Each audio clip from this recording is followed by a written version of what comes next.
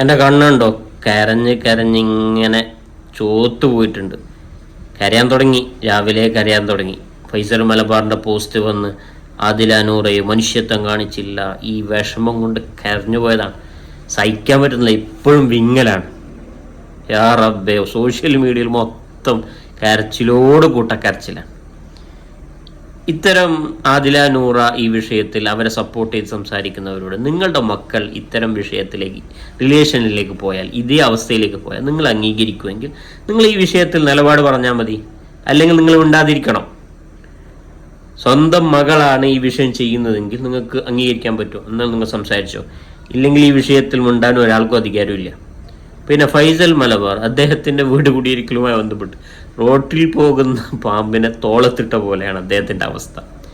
ഏതായാലും അദ്ദേഹത്തിൻ്റെ PR വർക്കിലോ മറ്റോ ആരെങ്കിലും ക്ഷണിച്ചതായിരിക്കും, അല്ലാതെ അവരെത്തൂലല്ലോ. അവരെത്തിയാൽ തന്നെ ആതിഥ്യ മര്യാദ എന്ന രീതിയിൽ ഈ പറഞ്ഞത്, ഈ ചെയ്തത് അങ്ങനെ മിണ്ടാണ്ട് നിന്നാൽ മതിയായിരുന്നു. പക്ഷെ ഒരു പോസ്റ്റ് ഇട്ട് എല്ലാം കൊളാക്കിയിട്ടുണ്ട്. പിന്നെ പോസ്റ്റ് പിൻവലിക്കുകയും ചെയ്തു അദ്ദേഹം. ഇവിടെ വിജയിച്ചത് ഏഷ്യാനെറ്റിൻ്റെ ഗൂഢതന്ത്രങ്ങളാണ്. ബിഗ് ബോസ് എന്ന ചീഞ്ഞു നാറിയ പ്രോഗ്രാം.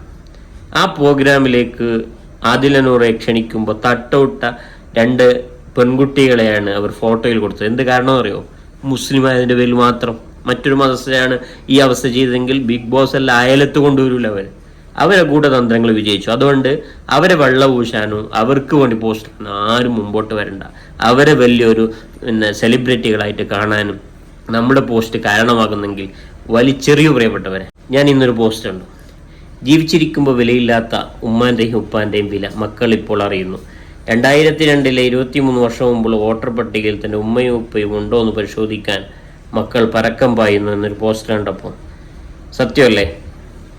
ആവശ്യത്തിന് മാത്രം ഉപയോഗിച്ച് വലിച്ചെറിഞ്ഞ് മാതാപിതാക്കളെ വലിച്ചെറിഞ്ഞ് എത്രയോ കുടുംബങ്ങൾ, എത്രയോ മക്കൾ ഇന്ന് 2002 ലിസ്റ്റിൽ എൻ്റെ ഉപ്പയും ഉമ്മയും ഉണ്ടോ എന്ന് പരിധിയെടുക്കുന്നൊരവസ്ഥയിലാണ്.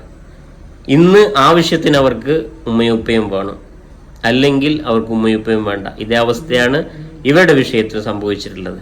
അതുകൊണ്ട് അവരെ വെള്ളപൂശുന്നവരോട് പറയാനുള്ളത്, നിങ്ങളുടെ മക്കൾ ഈ അവസ്ഥയിലേക്ക് പോകുന്ന അംഗീകരിക്കുമെങ്കിൽ മാത്രം സംസാരിച്ചാൽ മതി.